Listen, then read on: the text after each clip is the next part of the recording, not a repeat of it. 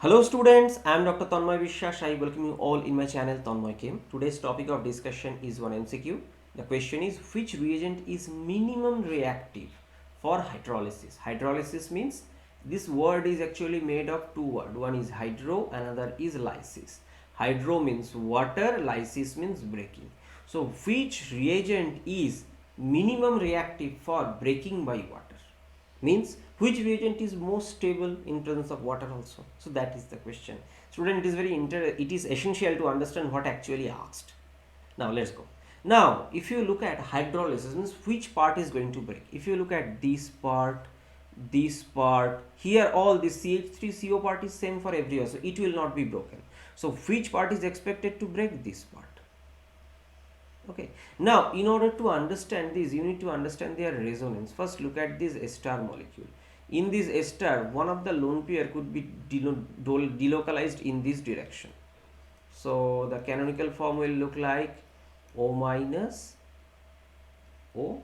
This oxygen is carrying a formal positive charge. By the way, from these you can see the carbon oxygen have a partial double bond character. Partial double bond means it's not exactly double bond, it is more than double bond, more than single bond, less than double bond. So more bond means stronger. Fine. If you look at these amide, same thing you can expect, these lone pair could be donated.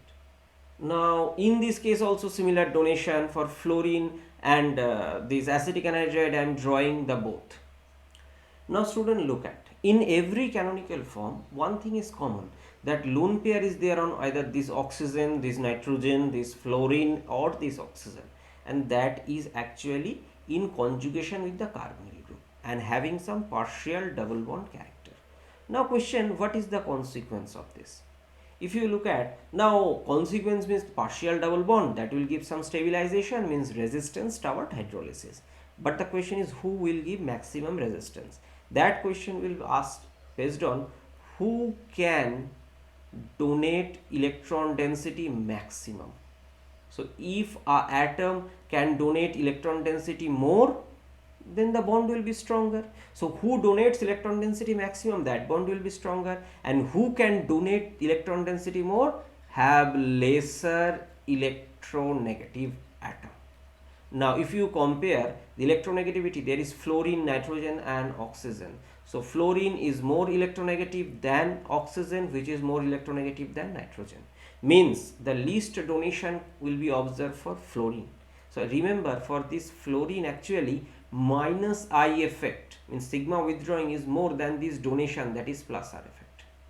For oxygen, true, but donation is more than withdrawing. But one thing is doubtful. If you compare oxygen versus nitrogen, nitrogen is even lesser electronegative than oxygen. Consequently, donation from nitrogen will be more to this carbonyl. Consequently, this bond is, student, here strongest among these four. So consequently, if it is strongest, then its hydrolysis, breakage by water, is the most difficult. So it is minimum reactive for hydrolysis. So option B is the answer. Now another question, if it is asked what is the order, so obviously who will be maximum reactive? C. Who will be second? D. Then A and then B.